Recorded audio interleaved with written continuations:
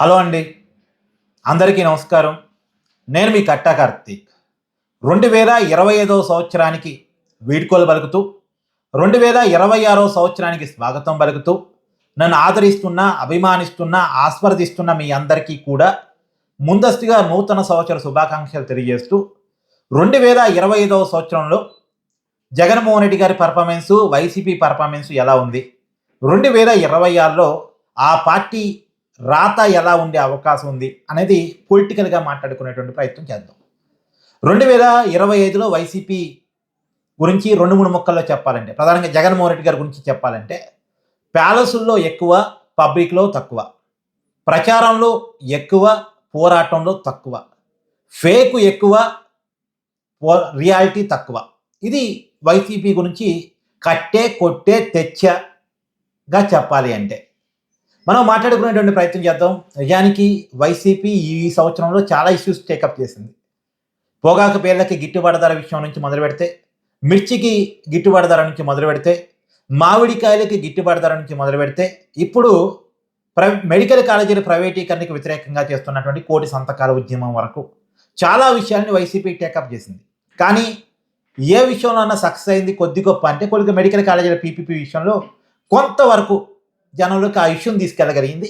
కానీ మొన్న జగన్మోహన్ రెడ్డి గారు ఇచ్చిన స్టేట్మెంట్ ఫలితంగా, అంటే నేను అధికారంలోకి వచ్చిన తర్వాత 6 నెలల్లోపు మెడికల్ కాలేజీ టెండర్లని దక్కించుకున్న వాళ్ళని అరెస్ట్ చేస్తానని మాట్లాడటం ద్వారా అంటే మళ్ళీ వైసీపీ అధికారంలోకి వస్తే కక్ష సాధింపులే ఉంటాయి, అరెస్టులే ఉంటాయి, వేధింపులే ఉంటాయి అనేటువంటి దాన్ని జనంలోకి పంపించగలిగారు. కాబట్టి దీనివల్ల మళ్ళీ మైనస్ అయింది. ఈ సంవత్సర కాలంలో దేశంలో ఎక్కువ ట్రోల్స్ గురైన నాయకులు ఎవరైనా ఉన్నారంటే జగన్మోహన్ రెడ్డి.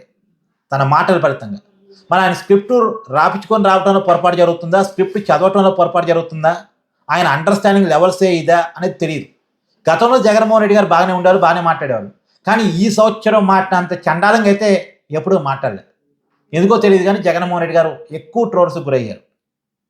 ఏ విషయం మీద ఒక సరైన క్లారిటీ లేదు అన్నది వైసీపీ విషయంలో అర్థమవుతుంది.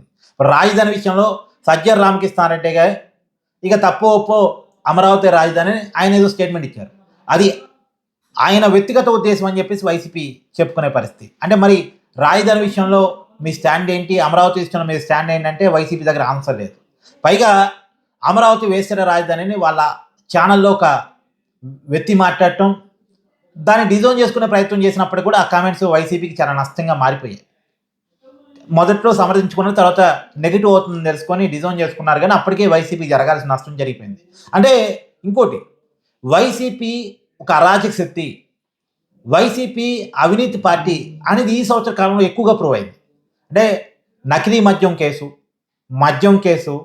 వైసీపీకి సంబంధించిన మాజీ మంత్రులు, మాజీ ఎమ్మెల్యేల మీద రకరకాల ఆరోపణలు. ఒకరి మీదేమో హత్య కేసు ఆరోపణలు ఉంటాయి, ఇంకోళ్ళ కిడ్నాప్ కేసు ఉంటుంది, ఇంకోళ్ళ మీద కబ్జాల కేసు ఉంటుంది. ఇలా ఒక్కొక్కరి మీద 10 కేసులు ఉండటం, వాళ్ళ మీద రకరకాల ఆరోపణలు ఉండటం ఫలితంగా వైసీపీ అంటే ఒక అవినీతి పార్టీ, అరాచకమైన పార్టీ అనేటువంటి పరిస్థితి. చివరికి వైసీపీ కార్యకర్తలు రప్ప అనేటువంటి ఒక పుష్ప 2 నినాదాన్ని ఎత్తుకుంటే దాన్ని జగన్మోహన్ రెడ్డి గారు సమర్థించడం, తర్వాత గంగమ్మ జాతరలో పొట్టేళ్లను కోసినట్టు కోసేస్తామని చెప్పి వైసీపీ నాయకులు బ్యానర్లు ప్రదర్శిస్తే దాన్ని కూడా జగన్మోహన్ రెడ్డి గారు సమర్థించే ప్రయత్నం చేయడం ఫలితంగా ఆ పార్టీ మీద ముద్ర పడింది. పైగా మొన్న జగన్మోహన్ రెడ్డి గారి బర్త్డే వేడుకల్లో వైసీపీ వాళ్ళు రక్తాభిషేకాలు చేయడం పెద్ద వివాదం అయిపోయింది. అంటే దీన్ని కూడా వైసీపీ డిజైన్ చేసుకోవట్లే, అంటే ఓన్ చేసుకుంటుంది. పైగా గతంలో జగన్మోహన్ రెడ్డి గారు పల్నాడు జిల్లాలో తెనాలి దగ్గర గంజాయి స్మగ్లర్కి పోలీసులు ఏదో ట్రీట్మెంట్ ఇస్తే ఆ గంజాయి బ్యాచ్ కుటుంబాలను పోయి పరామర్శించడం, కానీ గంజాయి బ్యాచ్ను పరామర్శించాలి, వివాదం అయిన తర్వాత వాళ్ళని పరామర్శించకుండా వాళ్ళ కుటుంబాన్ని పరామర్శించారు. గంజాయి బ్యాచ్ని పరామర్శించడం ఏంటి, అసలు వాళ్ళని ఓన్ చేసుకోవటం ఏంటి అనేటువంటిది చర్చ బలంగా సాగింది. జగన్మోహన్ రెడ్డి గారు బయటకు వచ్చిన ప్రతిసారి ఏదో ఒక రకమైన వివాదం. ఇప్పుడు ఎగ్జాంపుల్, గతంలో ఎప్పుడో వైసీపీ కార్యకర్త చనిపోయిన సంవత్సరం తర్వాత ఆ ఊరికి వెళ్ళి వాళ్ళ కుటుంబాన్ని పలకరించి అతని విగ్రహాన్ని ఏదో ఓపెన్ చేయడానికి వెళ్ళారు జగన్మోహన్ రెడ్డి గారు. వెళ్ళే క్రమంలో జనాన్ని సమీకరించడం, జగన్మోహన్ రెడ్డి గారు ఎప్పుడు వెళుతున్నా, ఏ కార్యక్రమానికి వెళుతున్నా జనాన్ని సమీకరించడం, ఆ జనంతో జగన్ సీఎం అని నినాదం పరిపాటిగా మారింది. అట్నే జగన్మోహన్ రెడ్డి గారు ఆ పర్యటనకు వెళ్ళేటప్పుడు కూడా, పరామర్శ కార్యక్రమానికి వెళ్తూ కూడా పబ్లిక్ని గ్యాదర్ చేసుకున్న క్రమంలో సరే వాళ్ళకి మరి ఏం దాపిచ్చారు ఏంటో తెలియదు, కానీ వాళ్ళంతా జగన్మోహన్ రెడ్డి గారి కాన్వాయ్కి అతి దగ్గరగా వచ్చి ఆ కాన్వాయ్ మీద పడిపోవటం, ఆ మొత్తంగా ఆ జరిగిన ఘర్షణలో సింగయ్య అనేటువంటి వ్యక్తి జగన్మోహన్ రెడ్డి గారి కారు టైర్ కింద పడి నరిగిపోతే అతన్ని పక్కగా తీసి కనీసం హాస్పిటల్ తీసుకువెళ్ళే ప్రయత్నం కూడా ఎవరూ చేయకపోవటం. అక్కడ చాలా కార్లు ఉన్నాయి, జగన్మోహన్ రెడ్డి గారి కాన్వాయ్ ఉంది. ఆ కారు కింద పడ్డ వ్యక్తిని పక్కకు తీశాడు. పక్కకు తీసిన వాళ్ళు చట్టపొదలో బదిలేశారు తప్ప హాస్పిటల్ తీసుకెళ్ళలేదు. కానీ వెంటనే హాస్పిటల్కి తీసుకెళ్లే ప్రయత్నం కనుక చేసి ఉంటే ఖచ్చితంగా సింగయ్య బతుకు ఉండేవాడేమో. సో మానవత్వం లేదు అని చెప్పేసి వైసీపీ మరొకసారి ప్రూవ్ చేసుకుంది. వీటన్నిటి ఫలితంగానే వైసీపీ మీద ఒక అరాజక శక్తి అనేటువంటిది ముద్రపడింది. అంటే మిడిల్ క్లాస్లో వైసీపీ పట్ల ఒక విరక్తి వచ్చినటువంటి పరిస్థితి. సో నిర్మాణాత్మక ప్రతిపక్షంగా ఆ పార్టీ లేదు, అసెంబ్లీకి కూడా రావట్లేదు. ఆ ప్రతిపక్ష హోదా ఇస్తే తప్ప మేము అసెంబ్లీకి రామంటారు. ప్రతిపక్ష హోదా ఇవ్వాల్సింది ఎవరు? స్పీకరా? ప్రభుత్వమా? కాదు కదా, ప్రజలు కదా.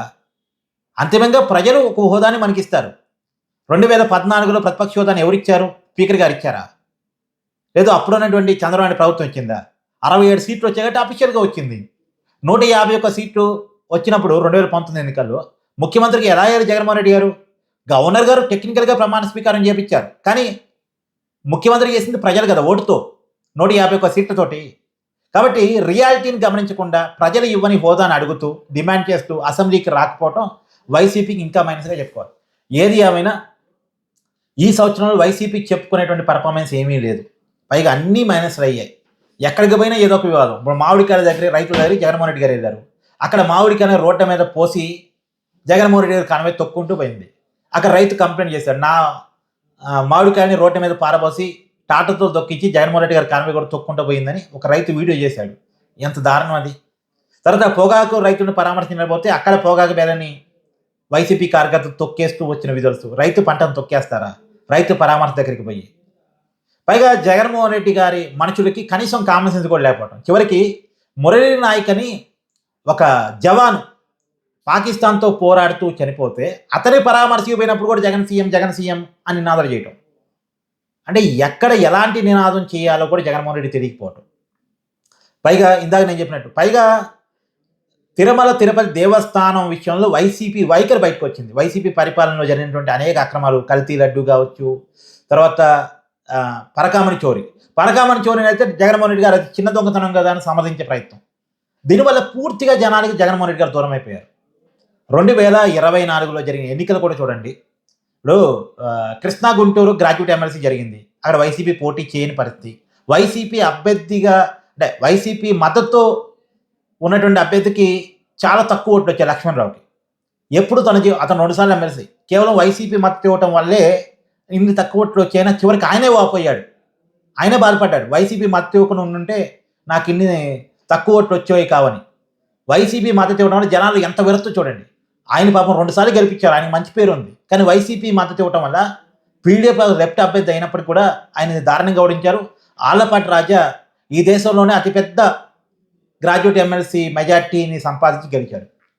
తర్వాత ఈస్ట్ వెస్ట్లో కూడా జరిగిన గ్రాడ్యుయేట్ ఎమ్మెల్సీ ఎన్నికలు వైసీపీ డైరెక్ట్గా పోటీ చేయాలి. పోటీ చేసిన వ్యక్తుల్లో ఎవరో ఒకరికి మద్దతు ఇచ్చిన వాళ్ళు ఓడిపోయారు. కూటమి అభ్యర్థులు బలంగా గెలిచారు, పెద్ద పెద్ద మెజార్టీతో గెలిచారు. సరే ఉత్తరాంధ్ర టీచర్స్ ఎమ్మెల్సీలో కూడా అంతే జరిగింది. అది టీచర్స్ ఎమ్మెల్సీ మాత్రమే కాబట్టి దాన్ని పరిగణన తీసుకుపోయినా గ్రాడ్యుయేట్ ఎమ్మెల్సీ అయితే ఎక్కువ ఓటర్లు ఉంటారు కాబట్టి దాన్ని పరిగణన తీసుకున్నప్పటికీ కూడా పెద్ద మెజార్టీతో గెలవడం జరిగింది. చివరికి జగన్మోహన్ రెడ్డి గారి సొంత నియోజకవర్గంలో పులివెందుల జెడ్పీటీసీ ఉప ఎన్నిక వచ్చింది. పులివెందుల రూరల్ మండలం జగన్మోహన్ రెడ్డి గారి సొంత మండలం అది. ఆ గ్రామాలు మొత్తం కూడా వైసీపీ ఉండాలి నిజానికైతే. ఒకప్పుడు రాజశేఖర రెడ్డి గారి కుటుంబానికి ఆ గ్రామాల కంచు కోట. కానీ అక్కడ కూడా అసలు సహజంగా ఎప్పుడు ఎన్నిక జరగదు అక్కడ. కానీ ఎన్నిక జరిగింది, నామినేషన్ బట్టి ఎన్నిక జరిగింది. ఎన్నికల్లో వైసీపీ దారుణమైన ఓటమి, డిపాజిట్ కూడా రాలేదు. సో ఇది వైసీపీ పర్ఫార్మెన్స్. అంటే చెప్పొచ్చు కూటమి అధికారంలో ఉంది కాబట్టి వాళ్ళు ఏదో అధికార దుర్వినియోగానికి పాల్పడి గెలిచారని చెప్పొచ్చు. మరి వైసీపీ అధికారంలో ఉన్నప్పుడు కూడా గ్రాడ్యుయేట్ ఎమ్మెల్సీ ఎన్నికల్లో కూటమి గెలిచింది. అదే అట్ట చెప్పడానికి లేదు నిజానికి. సో రియాలిటీ అంటే ఈవీఎంలతో కూటమి గెలిచిందని వైసీపీ ప్రచారం చేస్తూ ఉంటుంది. మరి ఇవన్నీ బ్యాలెట్ పద్ధతిలో జరిగిన ఎన్నికలు, ఆ పులివెందుల జడ్పీటీసీ ఉప ఎన్నికైనా ఈ గ్రాడ్యుయేట్ ఎమ్మెల్సీ ఎన్నికలైనా. కానీ వైసీపీకి నిల్ పర్ఫార్మెన్స్ కదా. సో ప్రజల తీర్పులో క్లియర్గా అర్థమైపోయింది అదే కొలమానం కాబట్టి. అంతిమంగా మన కళ్ళ ముందు కూడా వైసీపీ పర్ఫార్మెన్స్ చూస్తే క్లియర్గా వైసీపీ జనాలకి క్రమంగా దూరం అవుతుంది. పైగా జగన్మోహన్ రెడ్డి గారు ట్రోల్ ఐటమ్గా మారిపోయారు అనేది మాత్రం అర్థమవుతున్న విషయం. సో వైసీపీ పార్టీ మీద మీ అభిప్రాయాన్ని కామెంట్ రూపంలో తెలియజేయండి.